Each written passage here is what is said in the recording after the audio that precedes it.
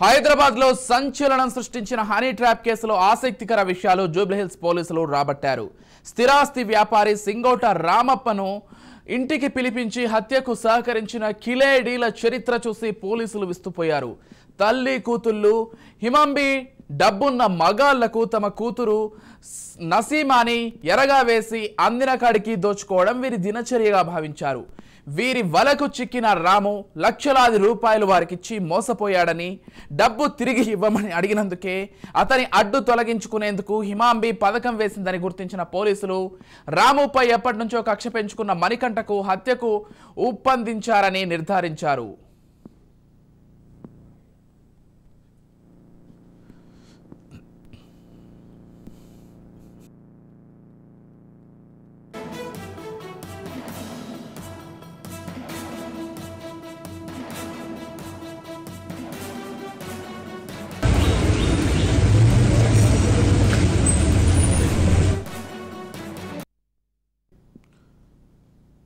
స్థిరాస్తి వ్యాపారిని బురిడీ కొట్టించి ఇంటికి పిలిపించి హత్యకు సహకరించిన కిలేడీల చరిత్ర సినిమా కథను తలపిస్తోంది. సింగోట రామన్న హత్యలో కీలక పాత్ర పోషించిన తల్లి హిమాంబిపై ఇప్పటికే పోలీస్ స్టేషన్లో 5 కేసులున్నాయి.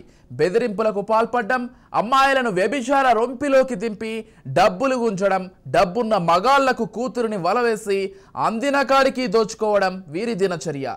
వీరి వలలో చిక్కి చాలా మంది బడాబాబులు లక్షలాది రూపాయలిచ్చి వదిలించుకున్నారని తెలిసింది.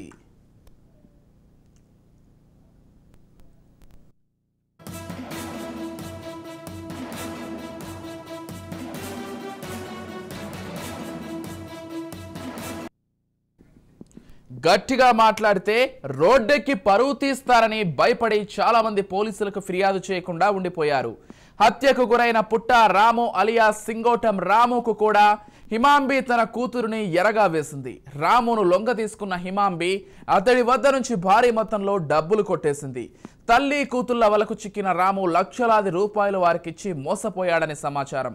ఆ డబ్బులు తిరిగివ్వమని అడిగినందుకే అతని అడ్డు తొలగించుకునేందుకు హిమాంబి పథకం వేసిందని తెలుస్తోంది. తమ చేతికి మట్టి అంటకుండా పని కానిచ్చేందుకు ప్రణాళికలు రచించారు.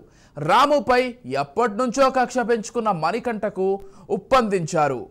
మణికంఠ వద్ద కూడా డబ్బులు తీసుకున్న తల్లి కూతుళ్ళు హనీ ట్రాప్ కు పాల్పడ్డారు.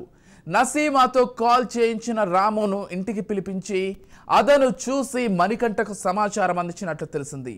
నిందితులతో పాటు తల్లి కూతురును అరెస్ట్ చేసిన పోలీసులు వారి నేర చరిత్ర చూసి విస్తుపోయారు.